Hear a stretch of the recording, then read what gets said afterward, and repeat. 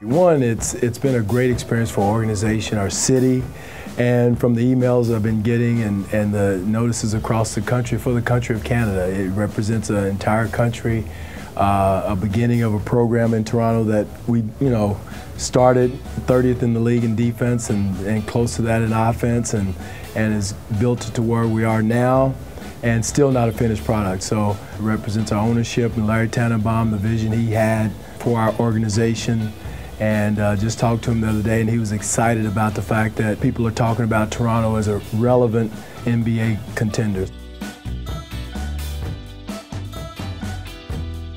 Everybody makes a big deal about, well, they had a disappointing playoffs last year. Well, guess what? Everybody played Cleveland last year had a disappointing playoff. If that's disappointing, sign me up for it, because I think one thing, you have to be there to create your own situation. As long as we're relevant, fighting for that home court advantage throughout the playoffs, then anything can happen. But you got to put yourself in that position, and that's what our guys are doing right now. The next 24, 25 games is going to be tough. It's going to be very, we need a lot of focus from everyone, from coaching staff down to the players, and because we haven't done anything. To maintain first place is harder than getting there, probably, because you're going to get everybody's best shot. You're not going to sneak up on anyone. Also, too, to make sure we get better in the game situations, closing out games. The last 5 minutes of the game, every game seems to come down to that. We haven't had very many of them lately, and we've got to get back to where we are executing on both ends of the floor down the stretch of games.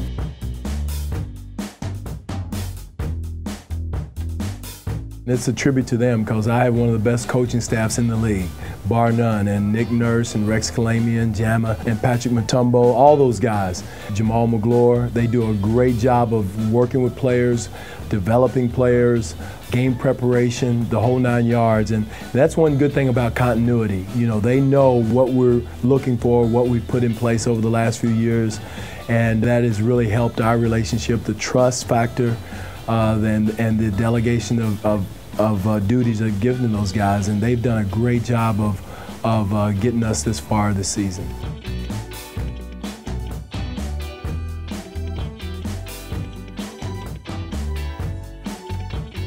It's something that I look back and the people I work with, Joe B. Hall, Eddie Sutton, Rick Carlisle, Clem Haskins, George Karl, and then spending time in Japan with Coach Newell, Pete Newell. He was a godsend. We used to, when we traveled with the national team in the summer, we would go to city on a bus. And he and myself and Coach Kohama would sit up in the front of the bus and just talk basketball. He would tell stories. And the older I get, the more I treasure those stories and those fundamentally sound bits that he would give out. Those are the journeys that you look back on, and again, I hope it's not over yet.